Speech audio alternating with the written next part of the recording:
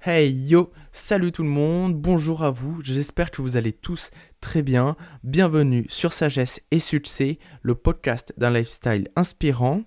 Alors aujourd'hui nous allons voir le temps.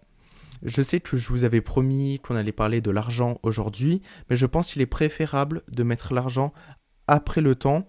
Et le meilleur épisode qui peut suivre le bonheur, je pense que c'est le temps, car c'est déjà intimement lié, mais comme un peu tous les épisodes. Et je le trouve que c'est vraiment sa place parfaite. Alors aujourd'hui, sur le temps, nous allons voir déjà qu'est-ce que c'est. Eh bien, je pense avant tout que c'est la ressource la plus incroyable, la plus importante et la plus chère que nous possédons tous. Alors je sais que ça reste du vide, mais ce vide-là, nous le remplissons tous, et nous devons le remplir à chaque fois. C'est quelque chose de tellement abstrait le temps qu'il est difficile de le visualiser. C'est peut-être même pour ça que nous l'utilisons tous finalement assez mal et que nous avons cette difficulté à l'organiser, à le gérer. Donc si nous résumons, le temps, c'est un peu notre bijou, qu'on a du mal à contrôler, qu'on ne contrôle même pas vraiment, mais ce bijou-là, nous décidons de le partager avec ceux que nous souhaitons. Et c'est pour ça même que nous avons énormément de frustration et de regrets quand on se rend compte qu'on a passé trop de temps avec les mauvaises personnes ou au mauvais endroit. On a cette sensation d'avoir perdu notre temps.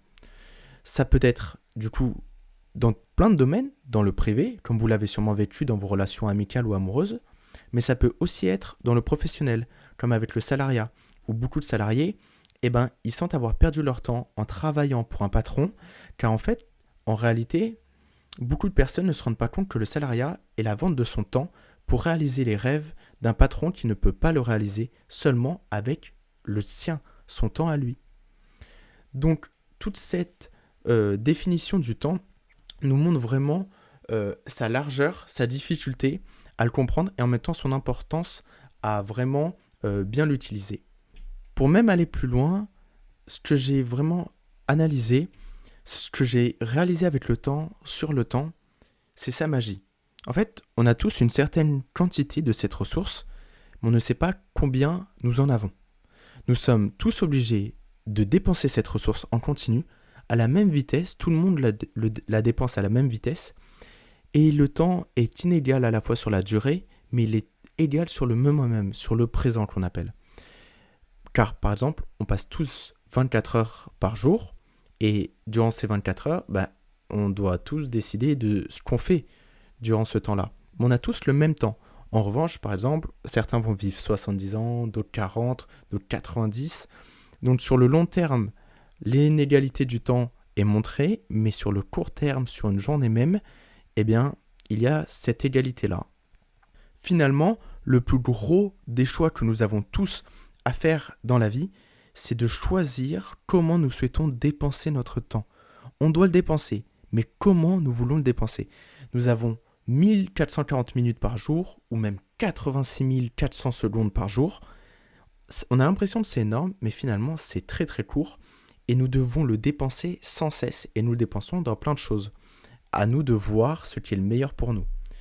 Et je viens de passer mes 18 ans, et vraiment à ce moment, je réalise de plus en plus qu'on rentre dans quelque chose de différent. Vraiment, l'âge adulte nous fait comprendre qu'on a des responsabilités supplémentaires et que nous sommes en quelque sorte livrés à nous-mêmes. Car on doit se débrouiller et faire notre vie en fait. On voit même notre vie du coup avancer encore plus vite. C'est donc là que nous réalisons l'importance de bien utiliser son temps. Lorsque nous sommes enfants par exemple, on est innocent, on a le temps. En tout cas, notre temps est géré par quelqu'un d'autre, par nos parents souvent. C'est comme ça que nous sommes tous éduqués. Ce temps-là est utile pour l'éducation et pour nous préparer tous à ce fameux moment de nous lâcher dans le monde des adultes, pour qu'on soit tous capables de faire les bons choix et d'utiliser correctement notre temps. Maintenant, le plus intéressant et le plus important peut-être aussi, c'est de savoir comment mieux utiliser notre temps. Finalement, on se rend compte qu'il faut simplement comprendre que la vie n'est qu'une question de choix, de gestion et d'organisation de notre temps. Une fois qu'on a compris cette importance que le temps a dans notre vie, il faut savoir bien l'organiser. Et notre cerveau va déjà commencer par faire une hiérarchisation de toutes les choses qui nous sont plus ou moins importantes. Et c'est peut-être ce qui est le plus complexe, c'est de savoir ce qui va être une perte de temps et ce qui n'en est pas. La vie, en plus d'être qu'une question de choix, c'est aussi une question de dilemme. Nous avons plein de dilemmes dans la vie, car nous avons certes du temps, mais nous ne pouvons pas tout faire durant ce temps-là. Alors nous allons devoir choisir. Et par exemple, entre une soirée où vous allez sûrement vous mettre minable, où vous allez rien tirer de positif, et une soirée où vous allez aller à la muscu, vous allez travailler sur vous-même, sur votre corps, sur votre mental, il y aura une différence entre ces deux choix, et ça ne va jamais donner la même personne à la fin. C'est pour ça que nous sommes tous différents. En fait, nous sommes la somme des choix que nous avons faits par le passé. Et c'est pour ça que nous pouvons tous changer notre futur en changeant nos choix et nos actions au moment présent. Dans ce fameux moment présent, nous devons lutter et résister contre plein d'addictions, notamment comme l'alcool, la drogue, les jeux d'argent, qui sont des addictions qui nous font perdre énormément de temps. Mais il y a aussi des addictions qui sont très bénéfiques, si elles ne sont pas faites dans l'excès bien évidemment, comme le sport, le travail, l'envie de succès, ou même d'autres choses qui doivent vous venir en tête peut-être à ce moment-là.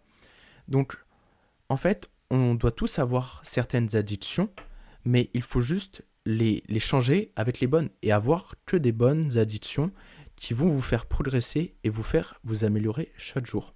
Alors, je voulais finir par une dernière parenthèse sur l'addiction aux réseaux sociaux, qui est sûrement pour moi la plus néfaste, la plus grave et la plus importante. J'en ai été touché, je pense comme beaucoup de mon âge, mais vraiment ça touche tout le monde, d'autant plus les nouvelles générations qui sont touchées directement. Et vraiment, les réseaux sociaux, ça m'a fait perdre énormément de mon temps. Ça m'en fait perdre toujours, j'essaie vraiment de limiter ça, de contrôler ça, mais c'est quelque chose de très difficile. Je vous comprends, vous êtes sûrement dans la même galère que moi, mais on va y arriver à se séparer de cette dépendance à ça. Et j'écoutais il y a quelques temps, j'ai vu une vidéo de Kian Kojandi qui disait quelque chose de très très vrai. C'était que les réseaux sociaux sont pires que toutes les autres addictions, d'un point de vue même de santé, en tout point. Pire que l'alcool, la cigarette ou n'importe quelle addiction, car à la place de nous faire perdre du temps sur la fin de notre vie, au moment où on n'est pas en forme, elle nous en fait perdre au moment où nous sommes le plus en forme, où nous sommes vraiment capables de faire les plus grandes choses. Alors, même si avec moi tu ne me parles pas d'âge, il faut quand même reconnaître que notre forme n'est pas éternelle et ne le sera jamais, et c'est peut-être quelque chose de triste, mais il faut se rendre à l'évidence que ces petits plaisirs et cette dopamine qui se sécrète dans notre cerveau à chaque fois où on scrolle, et ben finalement elle nous tue à petit feu, et elle tue également notre jeunesse. Donc maintenant, une fois que j'ai donné des petits conseils ou des outils, à vous de les utiliser pour mieux organiser votre temps. Vraiment, faites-vous une liste des choses qui pour vous sont le plus importantes.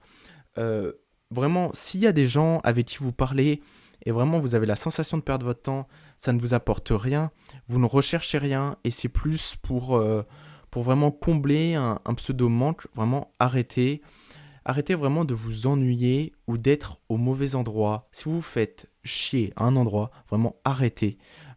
Si vous parlez avec des gens qui sont chiants, arrêtez. Vous perdez votre temps, votre vie se joue ailleurs.